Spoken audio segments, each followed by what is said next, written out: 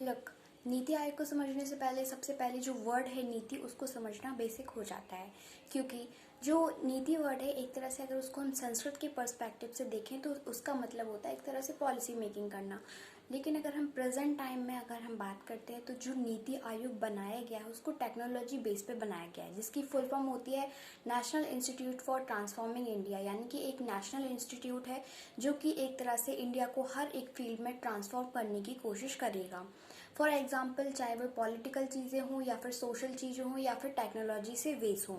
Social चीज़ों में जैसे एजुकेशन सेक्टर्स हैं, किस तरह से उनमें चेंजेस ला सकते हैं, ऐसी योजनाएं बनाई जा सकती हैं जिससे हमारा एक तरह से इकोनॉमिक डेवलपमेंट हो और जो सोशल डेवलपमेंट है वो हो।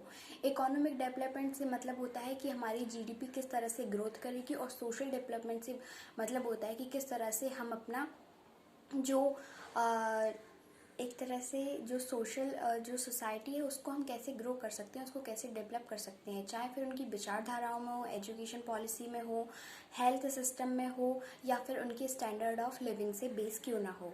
तो जो नीति आयोग है इसी बेस पे बनाया गया है कि हम इस एक तरह से ट्रांसफॉर्म कर सकें। जो नीति आयोग है वो 1 जनवरी 2015 को बनाया गया। उसके पहले जो प्लानिंग कमीशन चलता था जो कि पंडित जवाहरलाल नेहरू के थ्रू बनाया गया था और 1950 में बनाया गया था, जिसके बेसिकली 2 फंक्शन हुआ करते थे। एक फंक्शन हुआ था 5 ईयर प्लान का, और दूसरा जो फंक्शन होता था दैट वाज कि जो सेंट्रल है और जो स्टेट है उसमें कैसे जो रेवेन्यू का आवंटन किया जाए उस बेस पे किया गया था, जिसका मेनली प्रधानमंत्री ने 2014 में इसका समापन किया।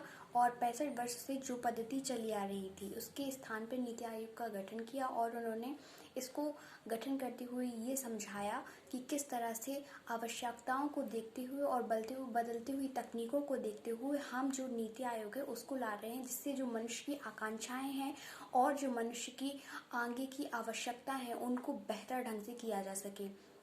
अगर हम इसके स्ट्रक्चर की बात करते हैं तो जो नीति आयोग होता है एक तरह से इसमें सबसे पहले एक अध्यक्ष होते हैं जो कि हमारे प्रधानमंत्री या नरेंद्र मोदी।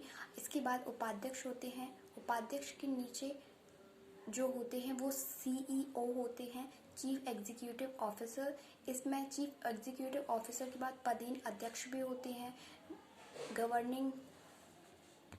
कुछ गवर्निंग बॉडीज़ भी होती हैं, जैसे जो गवर्निंग बॉडीज़ होती हैं उनमें बेसिकली जो चीफ मिनिस्टर होते हैं और जो यूनियन टेरिटरीज़ के जो डेप्यूटी चीफ होते हैं उनको इंक्लूड इसमें किया जाता है।